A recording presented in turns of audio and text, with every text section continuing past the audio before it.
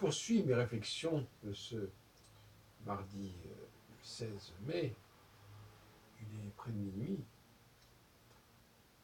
autour de la musique et autour du travail, puisque pour moi, créer, c'est donner du travail à autrui. La nouveauté donne du travail. Plusieurs raisons. Elle donne du travail à des gens nouveaux, elle crée du travail, la nouveauté, puisqu'il faut qu'il y ait des gens qui apprennent à utiliser les nouveaux outils, donc elle donne de l'emploi. Alors que les choses anciennes ne concernent que des gens qui sont déjà expérimentés, aguerris à ces choses-là. Donc ça ne s'ouvre pas, ça ne crée pas de nouveaux emplois. Alors la musique, je crois qu'il y a un mot qui me vient quand je pense à la musique actuellement, c'est un art vivant. Il faut lui restituer cette dimension vivante. C'est pas si fréquent que ça. La peinture n'est pas un art vivant comme la musique. C'est d'ailleurs ce qui fait sa difficulté. On ne peut pas l'enfermer dans un musée, la musique. Alors que la peinture, on peut l'enfermer. La littérature n'est pas un art vivant, là aussi, on peut l'enfermer dans des bibliothèques.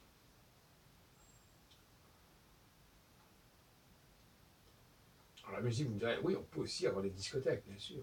Mais ça, ce n'est pas la raison d'être de la musique. La musique, c'est pas forcément quelque chose qui doit se reproduire à l'identique. Je sais qu'on a pris de mauvaises habitudes dans ce sens-là, en tout cas on a pris des habitudes. Mais en fin de compte, non.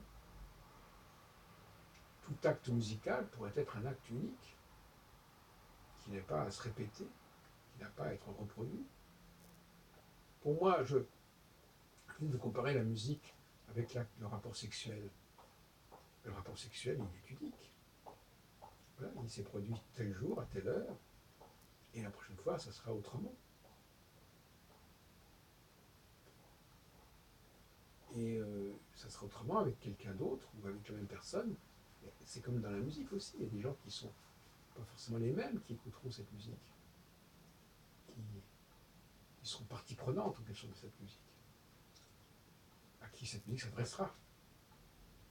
Ce qui est vivant, c'est ce qui s'adresse aux gens qui sont là. Ce qui est vivant, c'est pas quelque chose qu'on sort comme ça, qui ne dépend pas des personnes qui sont là. Comme là, c'est une machine qui fonctionne comme ça. Un lecteur de CD, il se fout complètement de ce qui est autour.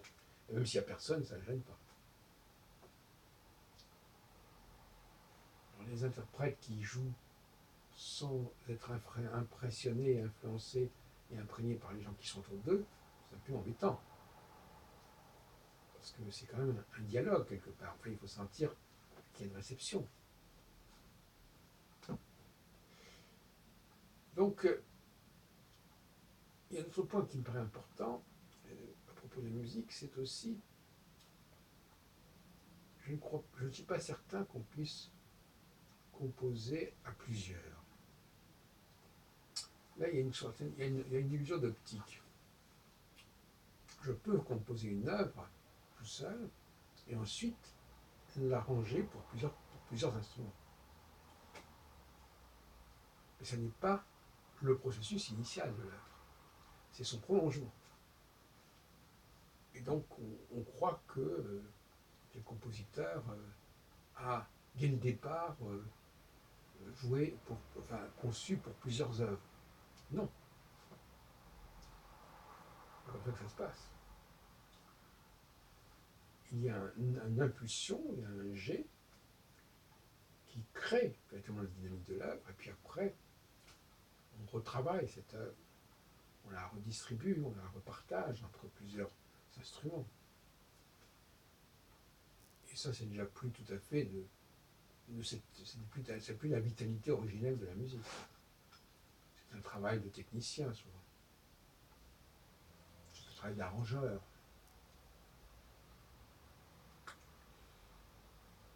Si on prend le cas de Beethoven, quand on dit qu'il était sourd, moi, je ne peux pas résoudre ce problème-là. Mais ce que je veux dire, c'est que il est possible qu'il ait utilisé des thèmes qu'il avait déjà élaborés avant d'être sourd, et ensuite il les a retravaillés avec tout le savoir-faire qu'il avait. Ce qui fait qu'il n'avait pas vraiment besoin de l'oreille, puisque finalement il avait déjà un point de départ qui était déjà établi. Qui revient à cette discussion, enfin à cette théorie que j'ai développée l'autre jour. Il faut savoir que, au fond, je ne l'ai pas développée, mais enfin je vais la préciser maintenant. Il vaut mieux travailler sur des instruments qui ne sont pas fiables. C'est-à-dire que, parce qu'à ce moment-là, on est sûr que la personne qui utilise ces instruments, elle a le sens de la musique. Si l'instrument est fiable, peut-être qu'elle sait simplement jouer de cet instrument. Elle sait où sont les notes, et donc elle a une partition, elle sait où sont les notes, mais ça ne veut pas dire qu'elle sache la musique. Alors que par contre, si ces notes ne sont pas là où elles devraient être, s'il y a des notes qui sont désaccordées, s'il y a des notes qui ne marchent pas, je ne sais pas quoi, à ce moment-là, on peut vraiment voir si la personne a un vrai sens de la musique. L'autre jour, à la soirée animato, c'était mardi dernier, l'organisateur s'est plaint que les pianos étaient désaccordés. Et ça allait perturber un peu le travail, enfin, le spectacle, si on peut dire. Mais en fin de compte, ça peut gêner l'interprète, mais ça ne doit pas gêner le compositeur. Alors vous me direz, mais si, parce que le compositeur, après, il va donner des instructions, et il va dire que c'est telle note qu'il faut jouer, alors que ce n'est pas la bonne note. Mais pas du tout. Le compositeur, lui, il fait son travail, il fait de la musique, il n'a pas à faire une partition, il n'a pas à donner des instructions. Maintenant, si à partir de la musique qu'il a fait, soit parce qu'on l'a écouté et qu'on veut rebondir dessus, soit parce qu'on l'a enregistré, qu'à partir de là, on veuille la réarranger, la réorchestrer, etc., c'est pas le problème. À ce moment-là, il faudra effectivement être suffisamment doué pour pouvoir identifier les notes qui ont été jouées et pouvoir les reprendre et même les transcrire. Mais c'est pas la même chose. C'est pour ça que je plaide pour des compositeurs qui jouent sur des instruments désaccordés ou déficients. Parce que pour moi, c'est le meilleur test pour savoir si quelqu'un est vraiment fait pour la musique. Je propose ça au niveau pédagogique. On ne doit pas enseigner la musique avec des instruments qui fonctionnent bien. Parce qu'à ce moment-là, on va avoir des enfants qui ne sont pas du tout doués pour la musique, mais qui font très sagement leur travail, qui savent exactement où sont les notes par rapport à ce qui est marqué sur la partition, et ceux-là, ils se foutent de nous finalement. Parce qu'ils font semblant de savoir faire de la musique, parce que tout simplement, ils sont surtout capables de respecter les informations et les indications qui sont sur la partition, et de les répercuter sur l'instrument musical, mais ça ne veut pas dire du tout qu'ils ont vraiment le sens de la musique. Donc, quels sont les autres arts vivants en dehors de la musique?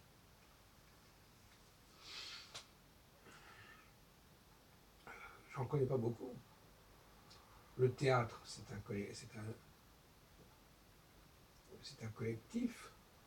Le cinéma aussi. Ce sont des choses qui sont très travaillées, qui sont très en aval, en fin de compte, de la création. Ce qui nous intéresse ici, c'est le premier jet. C'est l'impulsion première. Et cette impulsion première, c'est ça qui fait l'art vivant. C'est l'accouchement de l'œuvre. Il faut que les gens, de plus en plus, soient disposés à payer assez cher pour assister à l'accouchement. Pas l'accouchement d'un enfant, mais l'accouchement d'une œuvre. On appelle aussi la maïeutique. Une discussion où les idées sortent comme ça, apparaissent comme ça, se forment sous les yeux des gens. Voilà ce qui me paraît vivant. pour ça que d'une certaine façon, les dialogues de Socrate, les dialogues de Platon sur Socrate, c'est quelque chose de vivant. En principe, ça veut pas dire que c'est pas, non, je veux dire que c'est pas ça que je veux dire. Je veux dire que il faut faire des choses comme ça. Il faut qu'il y ait des dialogues qui se fassent. Et le théâtre n'est jamais qu'une sorte de reprise des dialogues spontanés, de la commedia dell'arte. Ce sont des sous-produits du dialogue. Le cinéma, le théâtre sont des sous-produits du dialogue qui reprennent, en quelque sorte, comme chez Pagnol, par exemple, qui reprennent des conversations qui ont pu avoir lieu dans un café, sur le forum, etc. Et puis on les reprend, voilà. Au départ, c'était quelque chose de vivant. Les gens discutaient entre eux, et puis ils argumentaient, ils échangeaient des arguments, des avis, etc. C'est pour ça que les cafés philo ont quelque chose de vivant. Si on les laissait un petit peu mieux fonctionner, plus spontanément, ça serait très vivant. Si les gens s'écoutaient aussi, ça serait plus vivant. Donc, ce soir, j'ai développé deux thèmes. Le thème du travail, dans une précédente causerie, à savoir que le créateur, c'est quelqu'un qui donne du travail aux autres, du travail à leur intellect, du travail à leur corps, quand il est cultivateur, quand il leur donne des choses à manger de qualité, des choses fraîches, de la viande, des fruits, eh bien le corps, lui, il va devoir travailler.